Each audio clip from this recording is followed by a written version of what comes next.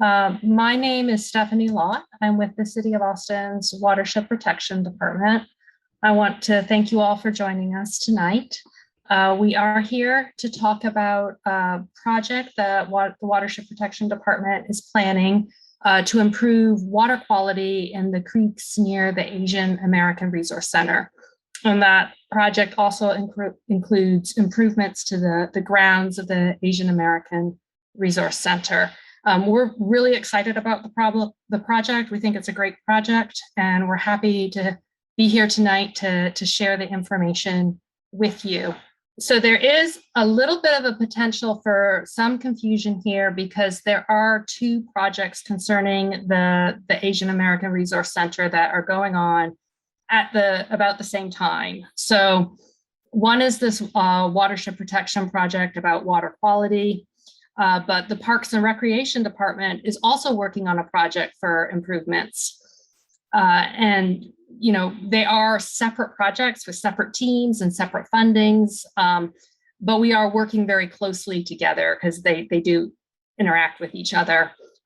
These are both partnership projects that involve other departments with the City of Austin as well.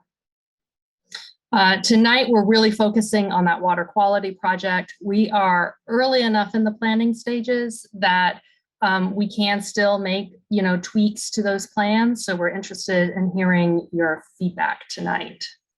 So our plan for the evening is, we feel like anybody who's at this meeting is probably interested in both projects. So we're going to start off with just a quick update on the Parks and Recreation project. And so Sona Shaw, who is the manager of the Asian American Resource Center, and Christina Bies, who is a project coordinator with Parks and Recreation, are going to give a brief update on that project. Then we're going to spend the bulk of the presentation with Lee Sherman, who's an engineer with the Watershed Protection Department. He's worked on many projects that are similar to this. And then once we're through with the presentation, we're going to turn it over to all of you for questions. Now, because this is a virtual meeting, it does have the chat feature, which is really nice for presentations.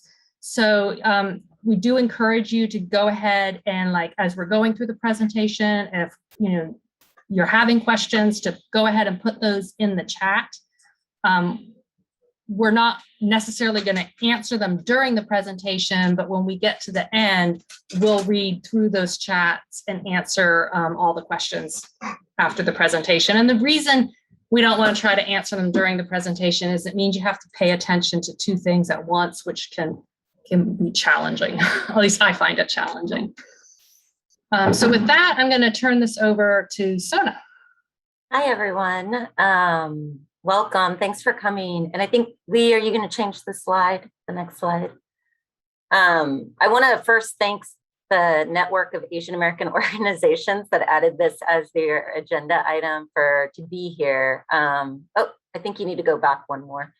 But for many of you or some of y'all that don't know about the Asian American Resource Center, we opened in 2013 as a cultural space to connect, celebrate, and learn about the Asian American community. We are in the Parks and Recreation Department in one of the 3 cultural centers in the city of Austin. In 2018, we went through a whole community engagement process to update the vision plan for the 15 acres that the ARC sits on. And this plan was adopted by City Council in 2019. And so currently we received a bond in 2018 as well to build out phase 2 of this vision plan. And what we've decided is that it is going to be a live performing arts space.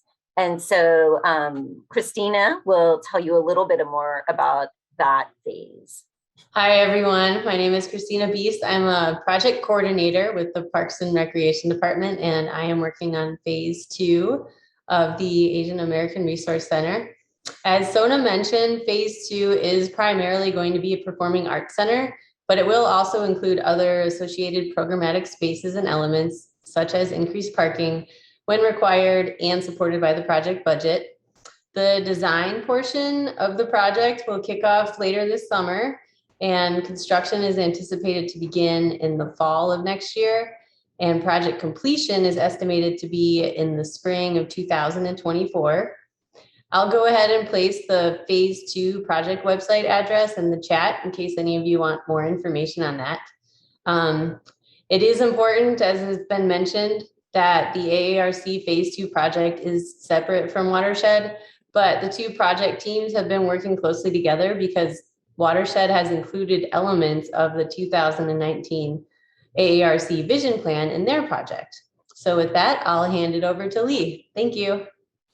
My name is Lee Sherman. I'm an engineer with the Watershed Protection Department in the Stormwater Treatment Program. And I'm here to talk about the Asian American Resource Center, Rutherford Campus Stormwater Improvements Project. But first, I wanted to talk a little bit about watershed protection. Our mission is to protect lives, property, and the environment of our community by reducing the impact of flooding, erosion, and water pollution. And so what that often boils down to is reducing the damaging effects of urbanization on Austin's watersheds.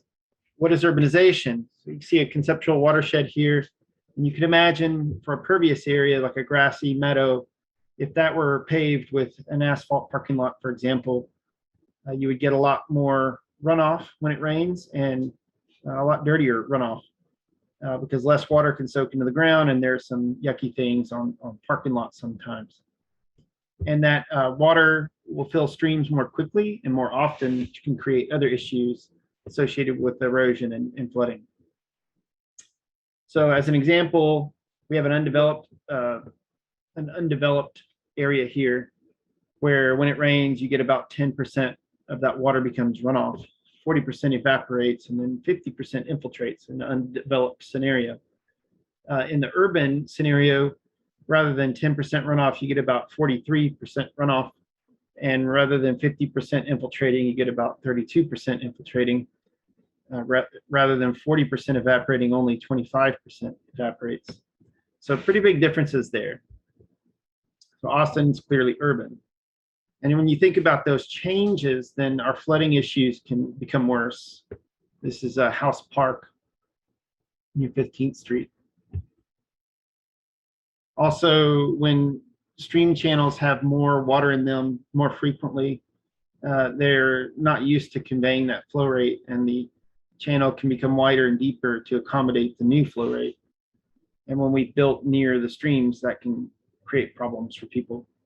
And then, as I mentioned earlier, some of these asphalt areas have yucky stuff on them. You can see like oil here and litter and other things that you wouldn't want in your creeks necessarily.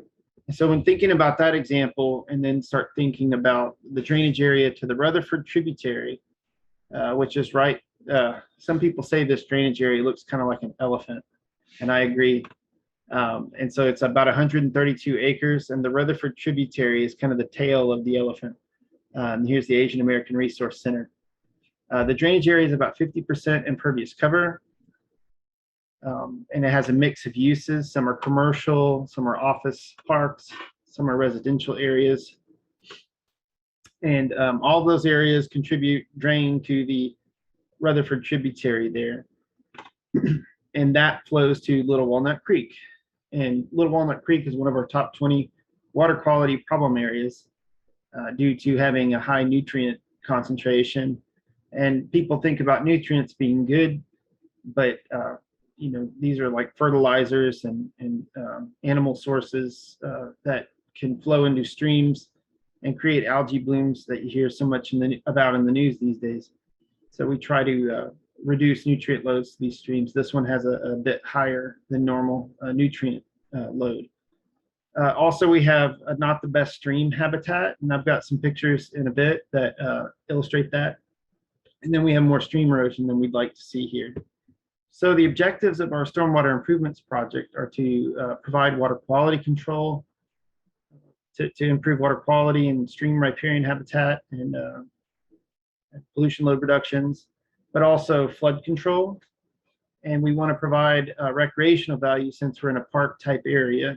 And we think this is a good opportunity to implement public education since it's such a high visibility area. You have so many visitors. We think we can improve stream stability, and also pedestrian safety. And we need to do all of this in a cost-effective and maintenance-friendly way. I wanted to walk you all through the main project elements.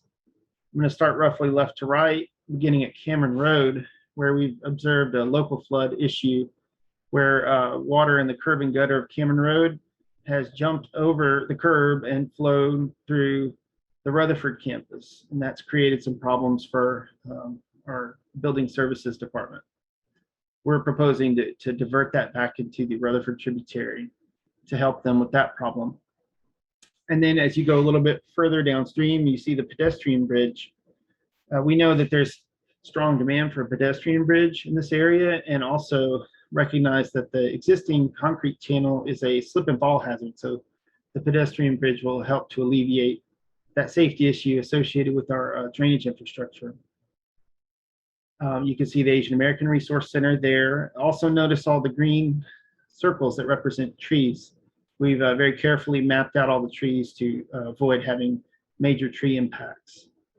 So as we go a little bit further downstream to the concrete channel, this is a diversion channel that will divert water out of the concrete channel and into a little stream that we're going to create through the Asian American Resource Center campus.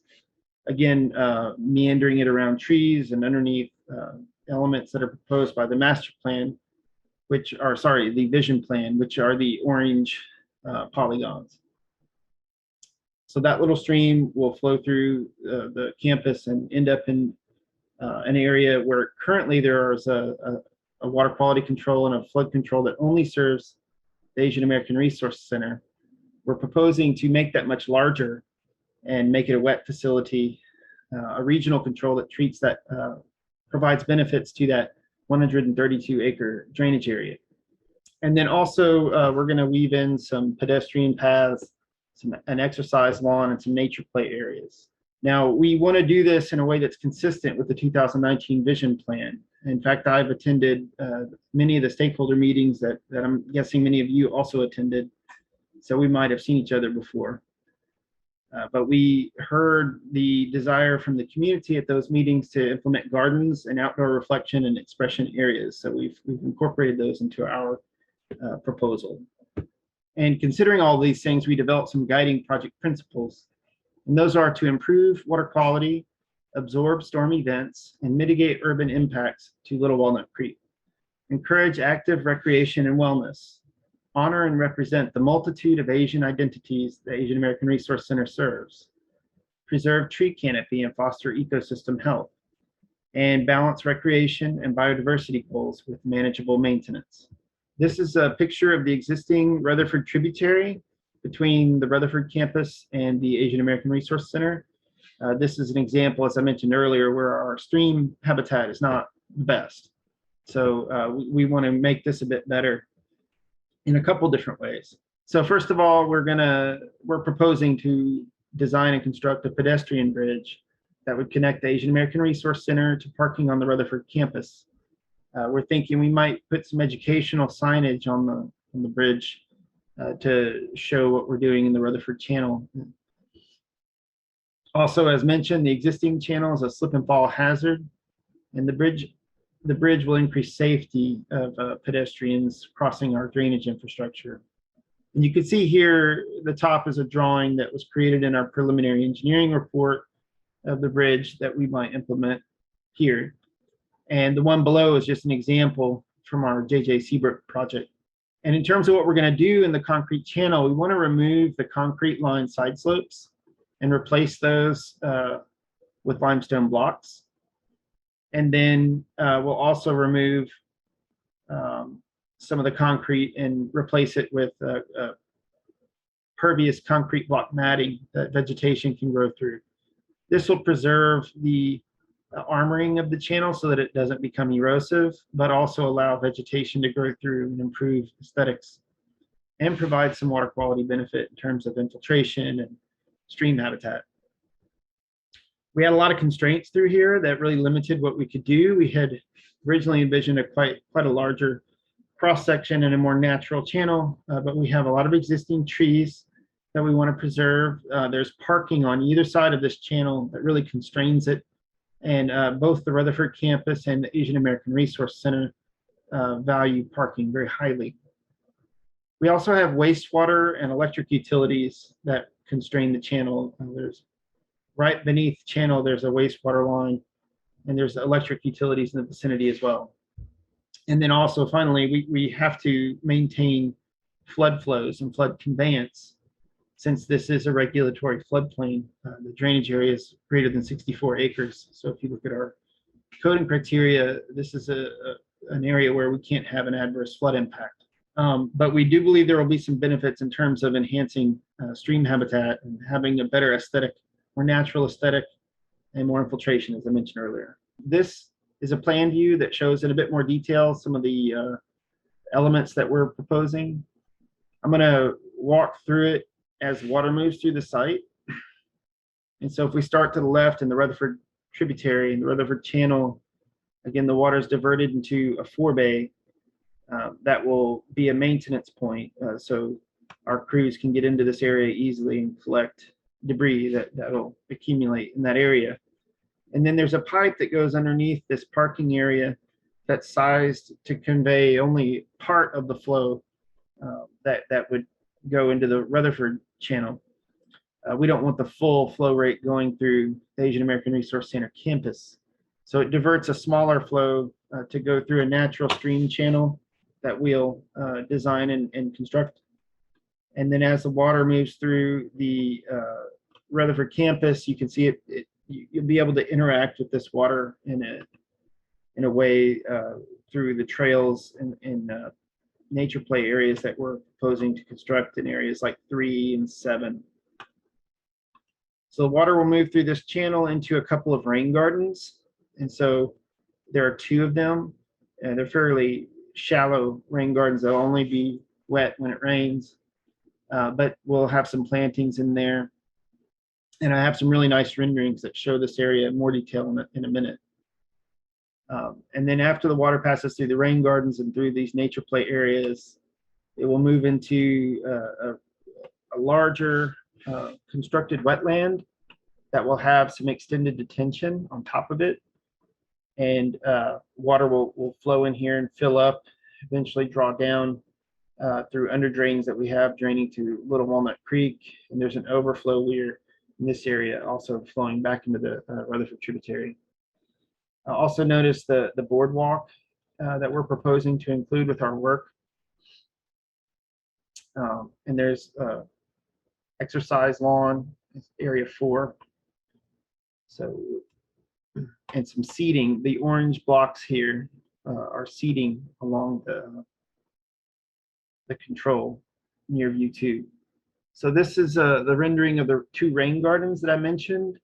You can imagine, walking through one of these trails, and maybe it's rained recently and water can flow underneath into the other side. And you can see we're planning to implement some nice vegetation, some native plants that should attract wildlife like birds. And this view is of the boardwalk area. You can see the seating that I was talking about earlier. And this should, again, allow people to interact with our facility in a more meaningful way. This bridge is proposed. The boardwalk is proposed. We are proposing to include it with our work, but we need to get some preliminary cost numbers that will help inform our executives to help make the decision to include it. But we feel pretty confident that we'll be able to do that.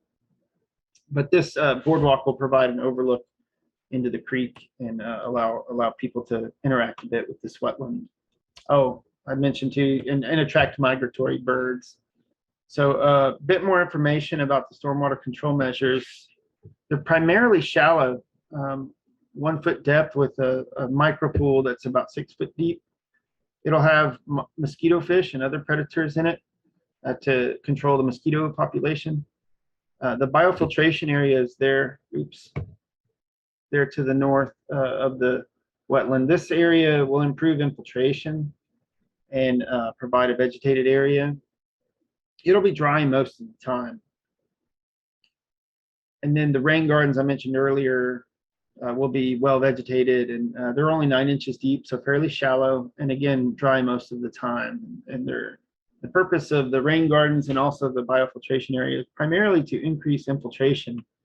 The lined area of the wetland obviously won't be able to infiltrate as much stormwater. So we wanted to implement those other areas to increase our infiltration volume.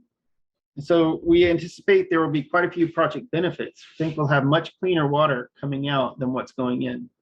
We're removing a lot of total suspended solids, 36,800 pounds a year, and then also healthy amounts of total phosphorus and total nitrogen. Again, at the end of the day, much cleaner water. We're going to have improved flood control over what exists now. We're going to have a more natural stream hydrology. So the water that flows out of the pond will flow out much more slowly, kind of mimicking some of the natural processes that you see in that undeveloped picture. We expect to have enhanced base flow and reduced erosion.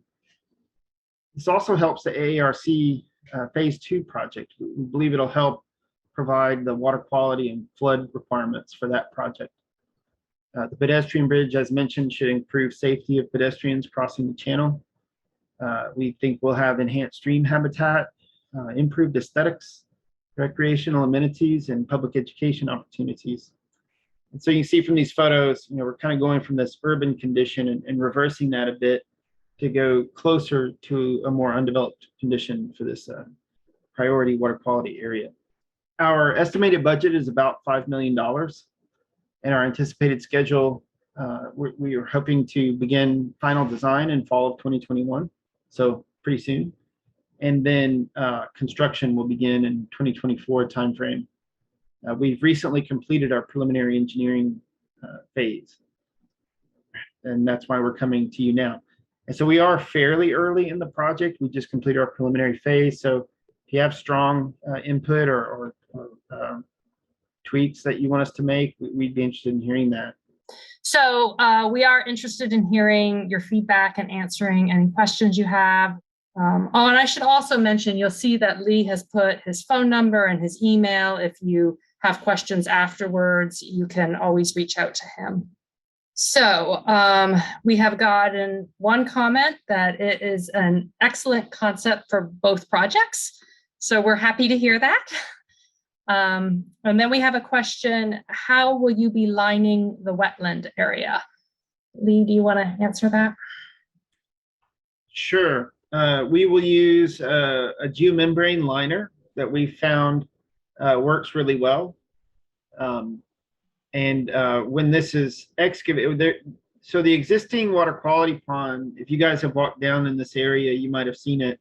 And there's also a flood detention pond in that same area that serve the Asian American Resource Center only.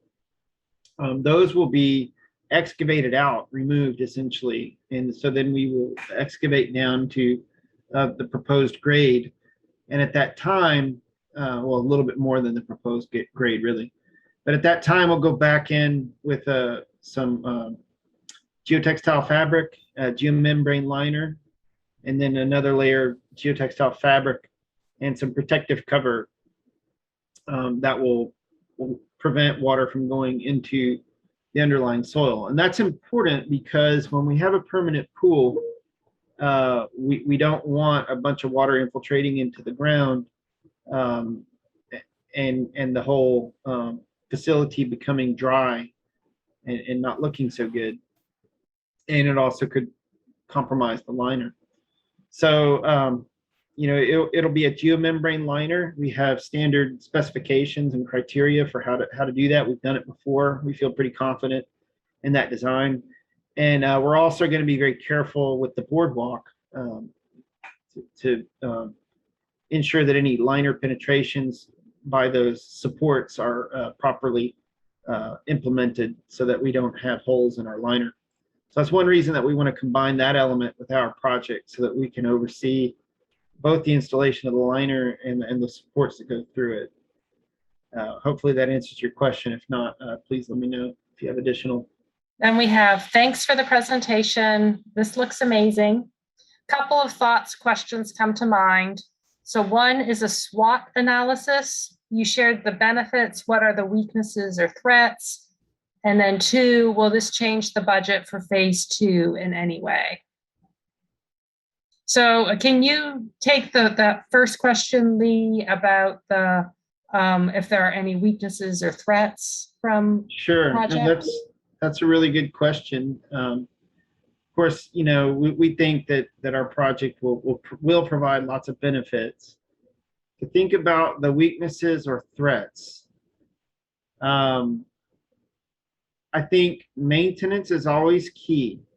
And so I think we're going to need to, this will be maintained, the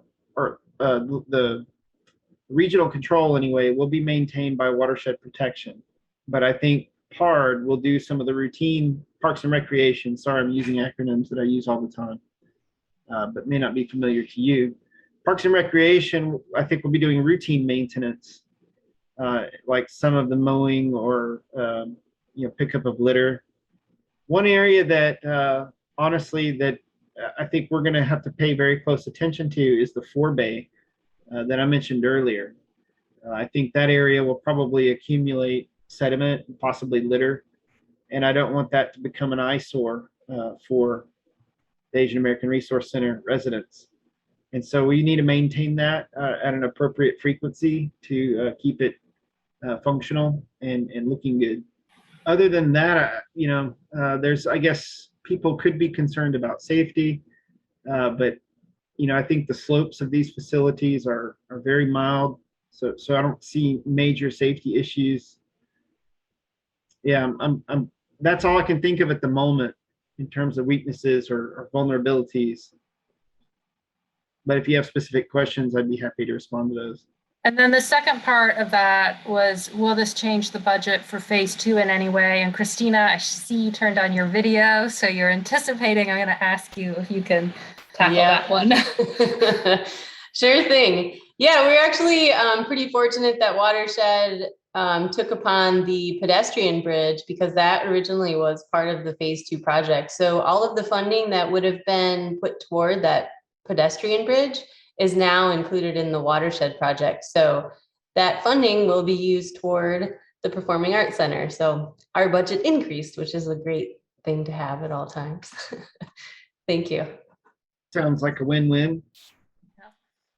Then we have the question, will the ponds be big enough to stock with fish to allow fishing? And is that a question for you, Lee? Yeah. Or is that a parks question? Well, it's maybe both. So we typically don't recommend fishing in our water quality ponds because of the dirty water that's going into them. And, I think the ponds will be fairly shallow, like a foot deep. I'm a fisherman. You might see a few fish in my background, so I appreciate the sentiment of wanting to fish. But I mean, I think there could be fish in the 6 foot deep micro pool.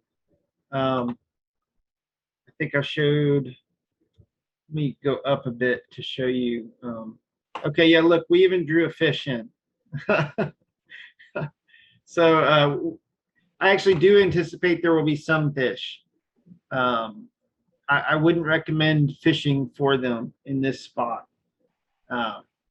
Or at least if you did, I would recommend catch and release. But I would also defer to our PARD folk, Parks and Recreation staff, to opine on whether that's appropriate or not. I will move on to the next question. Is there a possibility of drying up in severe drought? And I'm assuming that is talking about the wetlands area. Right, because some of the facilities are designed to be dry. And that would include the 2 rain gardens. And then you see there's this main pool. That's the area that's lined. The kind of greenish area that surrounds is truly a wetland. And so that wetland area could, and probably is expected, to go dry on occasion. The main pool shouldn't, because that's the area that's fully lined. And I think with a drainage area of this size, we're going to get a pretty healthy amount of flow. And so even small events, I think small rain events would fill this up. And we also ran a continuous simulation model covering a 13-year period of record. And my understanding is that going dry shouldn't be a problem according to our models. But I actually have a slide here that it won't tell you very much, but it just shows the rainfall record that we ran. So I guess the short answer is no, I don't think that will be a problem. But this is the flows that are predicted in our tributary.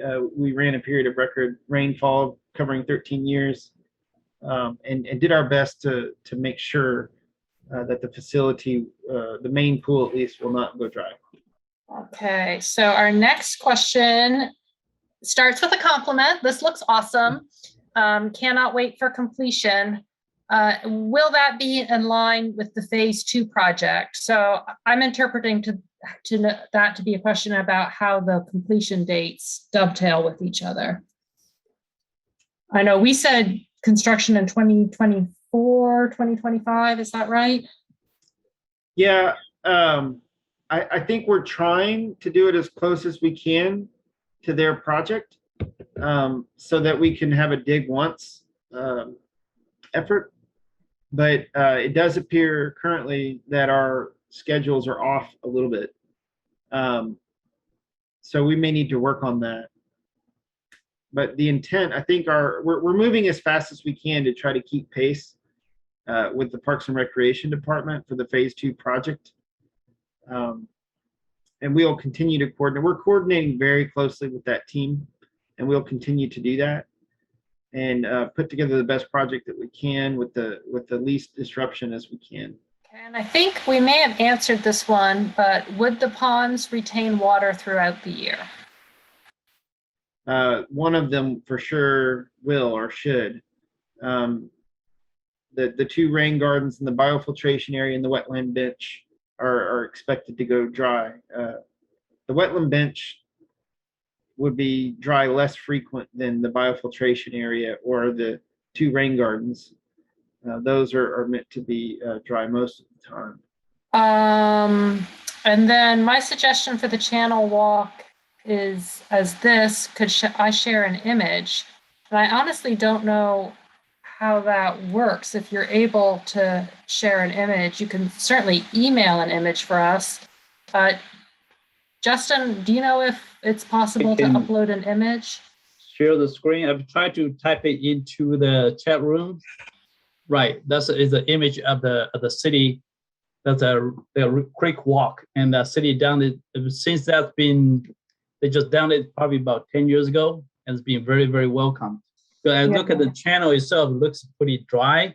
And I know you have the plan to put in some blocks, and then you have some grass, and that would be great. But then the people can do something. I'm thinking that image maybe give some ideas. Now, is that San Antonio? No, it's actually in Taichung, Taiwan. Oh, wow, cool. Okay, because I studied over there in the city, so I knew that creek way back, and the city has been changed it, make it so popular for people to walk and sitting there at the lunchtime. Okay, at the evening. Wow, that's beautiful. Yeah, it looks similar to what they're doing down Waller Creek area as well as Shoal Creek near right. It goes by the library. Yeah, I think a good thing they block some of the water, so making some water get a little bit deeper, and some places a little bit shallower, so making a little waterfall or something depends on the drops of the water, the elevation. that looks really nice. So in the case of like the Waller Creek project, they're actually pumping water out of Lady Bird Lake to keep it wet when the creek is not flowing. And actually, I know Ramesh, he's probably out there in the audience somewhere. He's an expert on the Waller Creek tunnel area. Mm-hmm. But my understanding is they're pumping water out of Lady Bird Lake to ensure that there's a permanent flow of water in Waller Creek. And I'm not sure exactly how that's accomplished in San Antonio. I think that's the San Antonio River maybe that goes through there. I'm not sure about that. But I'm guessing here there must be some kind of a permanent water source that ensures that this stream has water in it all the time. I don't think we can guarantee that in terms of the Rutherford Tributary, Okay. or the little channel that goes through the Asian American Resource Center, Uh-huh. because there's not a permanent water source. Okay. Now, if we were to pump out of the main pool, which we actually thought about doing, Okay. we could then ensure some amount of water is flowing through the little channel that we're creating that meanders through the Asian American Resource Center campus. But I think I mentioned earlier the maintenance concerns. Mm-hmm. When you start adding pumps and electric type connections and Right. pressure systems, the maintenance aspect starts to increase, and our maintenance crews, Mm-hmm. we have to think about them and make sure our asset is sustainable from a maintenance standpoint. So at this time, we don't have that element proposed. Okay. But there will be, like I said, a pool of water that'll be near that boardwalk. That is proposed to be wet and consistent with the vision plan. So This can happen when after the heavy rain. This thing can happen like that.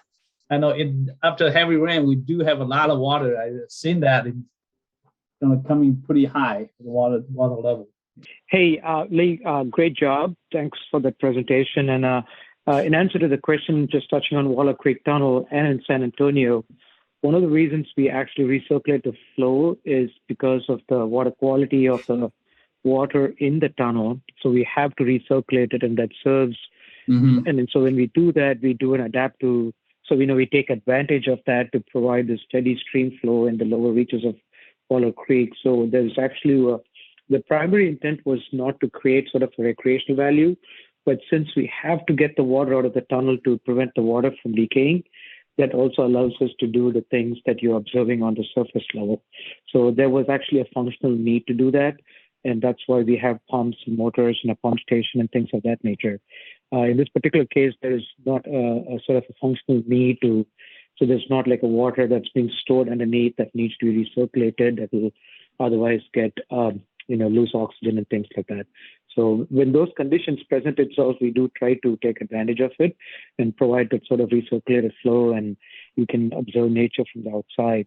But in this case, like Lee mentioned, there's not a reservoir of water that can be used for that. I mean, where we can, we will. And then, like you said, after a rain event, I think you will see the flows in the channel, but that's not going to be there all the time after the rain subsides, if that makes sense. How much water will be directed into the pond at the AARC site? We're going to have to call him Marty. yeah, I think there is about a ½ inch of capture depth over the contributing drainage area. I can't do that calculation very quickly in my brain, but it's quite a bit. Marty, if you've got that number handy, that might help. But just so you all know, Marty Christman is our engineering consultant who has been working on this project.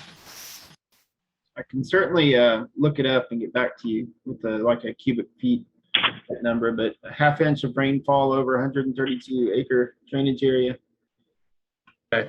It might be closer to 0.4 inches now that I think about it. We did have a question if the pedestrian bridge could be built first during construction. Yeah, that's a good question. That's something I've thought about myself because I know there's so much interest in doing that. I think my concern with trying to break it out first is that it would have to be permitted separately. And this, I think I mentioned earlier, the drainage area being 132 acres, this is a regulatory floodplain and a critical water quality zone. And so it may not be trivial to permit the pedestrian bridge. We have to make sure it doesn't have an adverse flood impact. But it would be, I think, much more efficient to do it all together. But that is something that I think we can consider as we get into the design phase seeing if there's some way to expedite that piece. I think that's the best answer I can provide right now.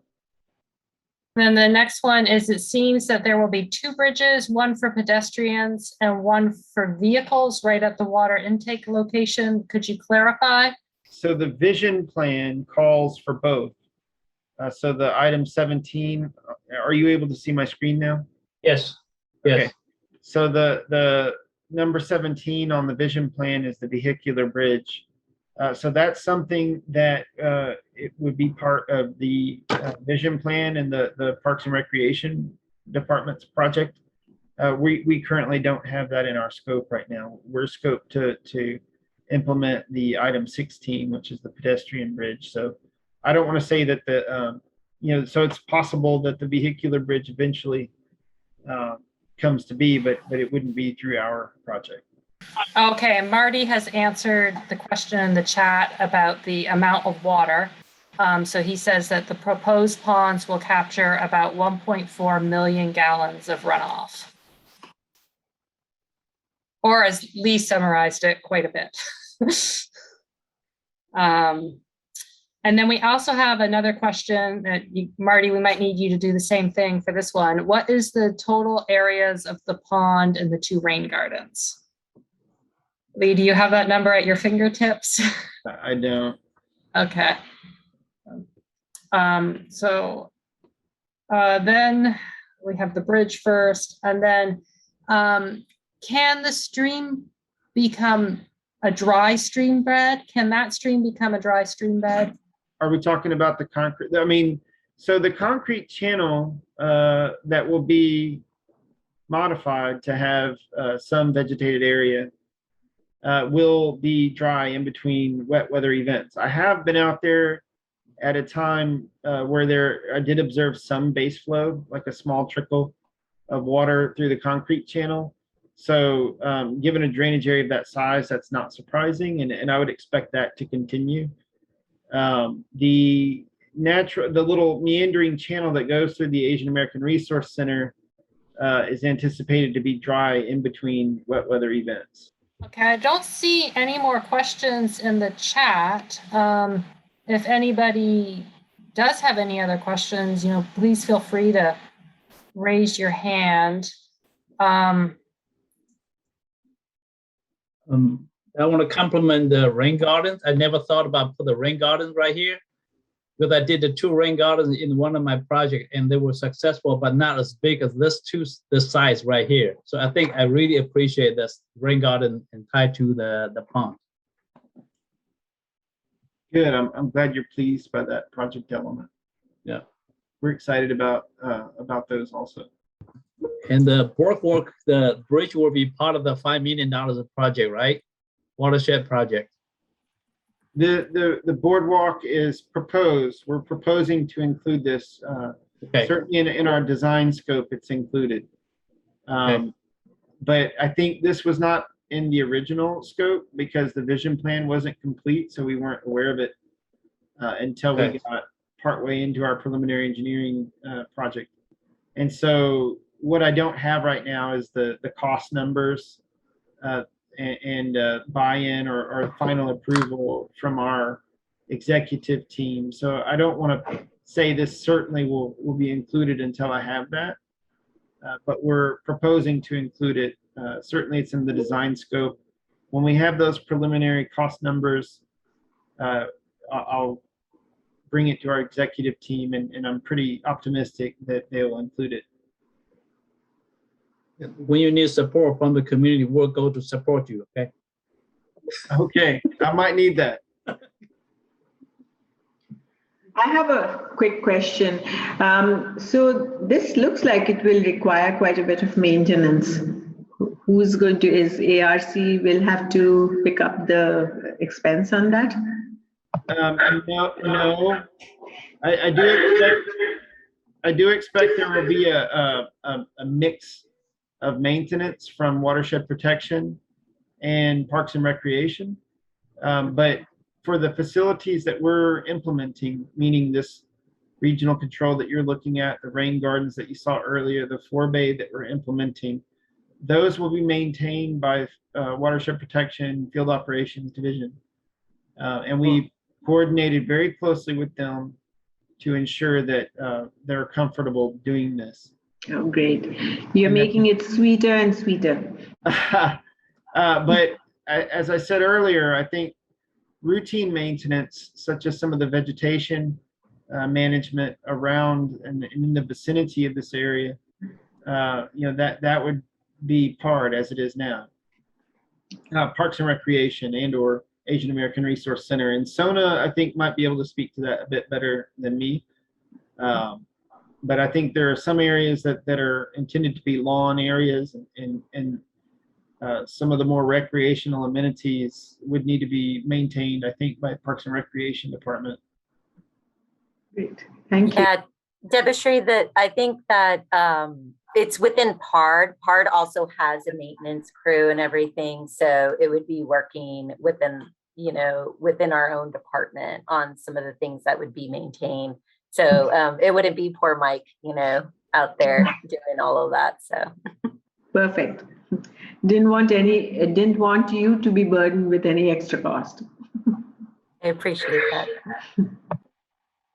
So we have a little bit more information that's come in that the combined area of the proposed pond and rain gardens is about 1.5 acres. Thank you, Marty. And then we have a comment that's really a question. I am assuming that the flowers are all native wildflowers. They're certainly all adapted. Lee, can you talk about the flowers? Sure. I believe all the vegetation is either native or well adapted, with a heavy emphasis on native. So yeah, we've got a really great landscape architect in Asakura Robinson that's put together a really nice landscape plan for this area. And yeah, it does say on the rendering native plants. So I believe most, if not all, will be native plants.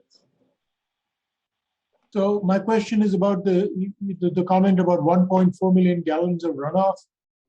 So will these ponds ever go dry, even in a very dry season, or will there be some water left? That's a good question, and there's the facilities are designed to have water in this area where it says number 11 there on in the rendering. Yeah. So that area is designed to be wet all the time. And we ran a 13-year period of record rainfall through a model that demonstrates that it will be wet. The other areas, the rain gardens and the bench that's kind of outside of the main pool, and the biofiltration area, that's number 12, those areas are anticipated to go dry. So I think if you come out here and you see certain areas are dry, that's as designed.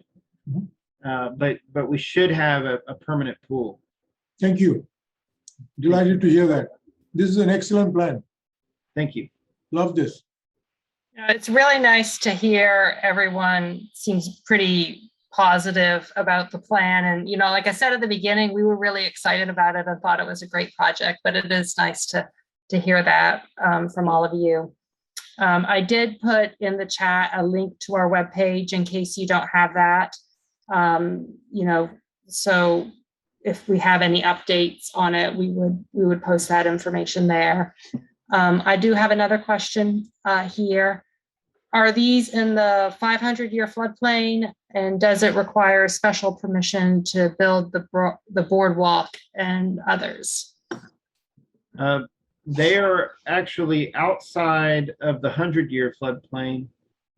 Not totally sure about the 500, and especially since our floodplains just changed due to Atlas 14. But I believe they're fully out of certainly the 100-year floodplain. And so these facilities don't require special permission, other than everything we build requires permitting. But the boardwalk should not therefore require special permissions. The overlook is a question, and that's something that we'll look at, see where the number 16 is. That's something that we'll have to look at during design to make sure that there's no adverse impact, and that we satisfy all of our flood regulations. So one step that we will do during design is to ensure that we don't have adverse impacts to the floodplain or anybody downstream. And so we'll look at all that very closely during the design phase. Okay, yeah, Christina has just put in the chat that as far as the fishing is concerned, that's not going to be advertised as an available activity. Basically, because we don't want you to eat the fish and get sick.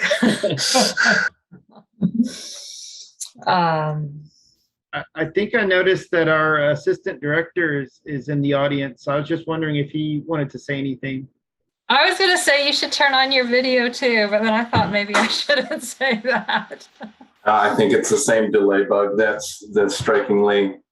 I'm really heartened to hear everybody's enthusiasm for this project. One of the things that Watershed tries to do is to make sure that these utility functions to clean the water and to do stormwater management also add beauty and recreation to the community. And it sounds like the vision is connecting with y'all. So I really appreciate that feedback. And I'd also really like to thank everybody for coming this evening and for all the staff for putting this together. I have a lot of gratitude for that. Thank you all. And Mike, I think this is so great because this is a vision from the phase 1 of the ARC project. We had a vision of how to use this pond, not so utilitarian look like. So we have the vision, and this is what we see that this is going to happen. Great. Would you like us to write to the powers that be to improve the probability that the funds for this project be approved? I can tell you right now that the powers that be will approve this project. It's in our budget. Their funding is not an issue. I really appreciate that sentiment, and I can speak on behalf of the capital team that this project will move forward. Thank you so much. So generally, our next update would probably become either towards the end of the design phase or, right before construction. So we would anticipate, probably doing another meeting around those times. Does that sound right to you, Lee? And then we'll just put updates on our website, and then if we, when we do another meeting, we would advertise it the same way we did this one. Yeah, I would say as often as needed. I think we'll work with our consulting team to determine when we need to go back to the community, certainly before construction. But I think, we can think a bit about if we want to come back with a later stage of design. Like if something major changes, we'll certainly come and talk to the community. I would agree that the latest day of the design before construction, I think that would be great. Well, thank you everyone for joining us tonight. We're glad that you like the project, and we'll keep working on the design.